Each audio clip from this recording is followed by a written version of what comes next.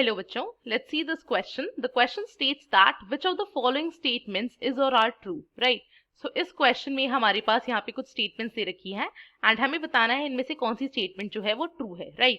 Start करते हैं इस question को. सबसे पहले अगर हम बात करें की concept की जो यहाँ पे हम use करेंगे इस question को solve करने के लिए, that is glucose, right?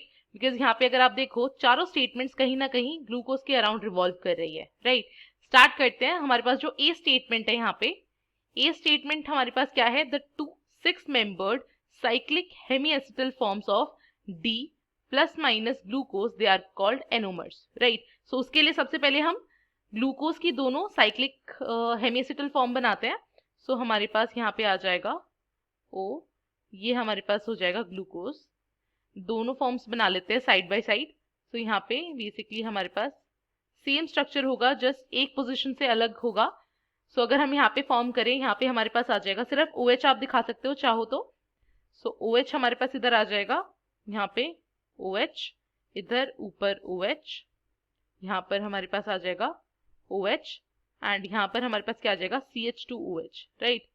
Similarly अगर आप इसको बनाते हो तो इसमें OH जो होगा वो ऊपर होगा, बाकी सारी पोजिशन जो रहेगी वो एग्जैक्ट सेम रहेगी. यहाँ पे हमारे पास OH आ जाएगा, इधर हमारे पास सेम HOH या सिर्फ आप OH भी लिख सकते हो, इधर CH2OH, right.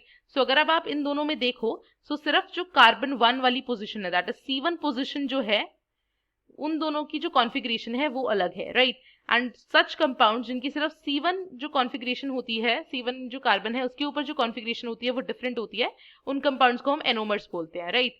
So option number A, मतलब ए स्टेटमेंट तो करेक्ट हो गई.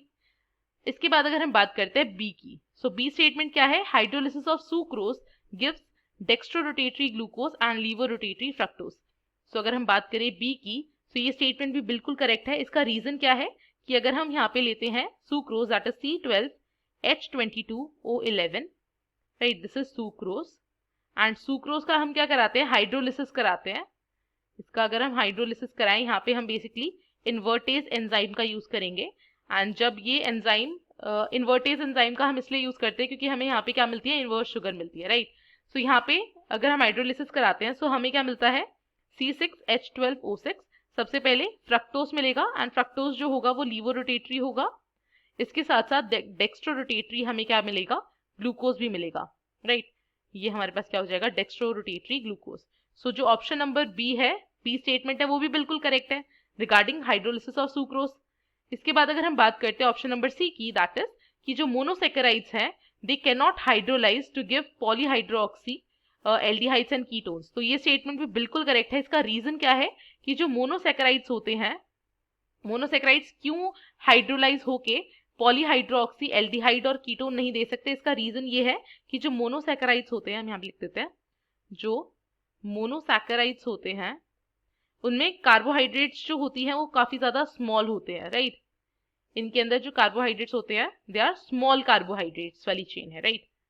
स्मॉल कार्बोहाइड्रेट्स हैं, इसलिए वो हाइड्रोलिसिस के बाद हमें पॉलीहाइड्रोक्सी एल्डिहाइड्स एंड कीटोन्स नहीं दे सकते, राइट. सो ये ऑप्शन भी हमारा क्या हो गया? Correct. That is A B C, तीनों स्टेटमेंट अभी तक करेक्ट है. नेक्स्ट अगर हम बात करें ऑप्शन नंबर डी की, जिसके अंदर हमारे पास क्या दे रखा है? Oxidation of glucose with bromine water. So अगर हम यहाँ पे शो करें, ये अगर हमारे पास यहाँ पे आ जाएगा glucose CHO CHOH whole 4 and यहाँ पर CH2OH, ये बेसिकली हमारे पास क्या है? ग्लूकोज है. ग्लूकोज का अगर हम यहाँ पे हाइड्रोलिसिस करा रहे हैं bromine water Br2 and H2O, so basically क्या होगा? यहाँ पे ऑक्सीडेशन हो जाएगा COOH एंड यहाँ पे आपके पास आ जाएगा CHOH होल 4 एंड ये CH2OH एज इट इज रहेगा. इसका रीजन क्या है कि जो ब्रोमीन प्लस वाटर है यहाँ पर, वो एक वीक ऑक्सीडाइजिंग एजेंट है. क्या है?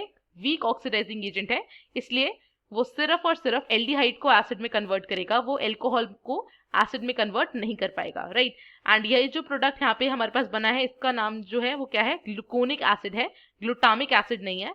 सो हम इससे क्या बोल सकते हैं? ऑप्शन नंबर डी जो है वो गलत हो जाएगा, because oxidation of glucose with bromine water does not give glutamic acid. वो क्या देता है? Gluconic acid, right. सो इससे हम क्या बोल सकते हैं? हमारी ए बी सी तीन स्टेटमेंट्स करेक्ट है. सो इससे we can conclude that therefore A, B and C, these statements are true, right.